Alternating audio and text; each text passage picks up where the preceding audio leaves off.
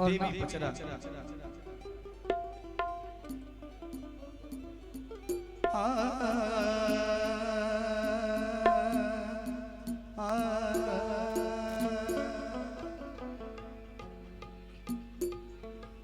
ओम जयंती मंगला काली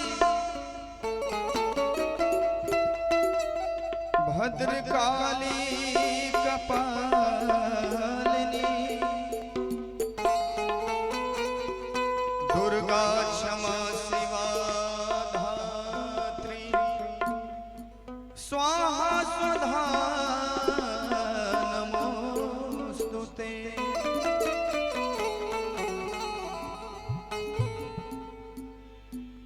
धोवत धोवत तो हरि मंदिरवा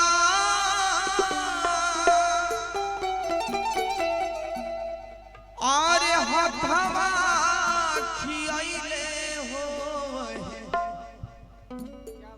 तब नाही काहे हो मैया ए मैया जी तब नाही काहे हो मैया दया भरा आइले हो तब नाही काहे हो मैया दया भरा आइले हो तब नाही काहे हो मैया। धोवत धोवत तोहरी मंदिरवा हथवा खियाइले हो धोवत धोवत तोहरी मंदिरवा हथवा खियाइले हो तब नहीं ऐसे नहीं। जो मैया रानी से प्रेम करते हैं जरा दोनों हाथ उठाएंगे सभी लोग। माता रानी का दिन चल रहा है और ताली की सेवा देते हुए तब नहीं काहे हो मैया दया भरा आइले हो तब नहीं काहे हो मैया दया भरा आइले हो तब नहीं काहे हो मैया।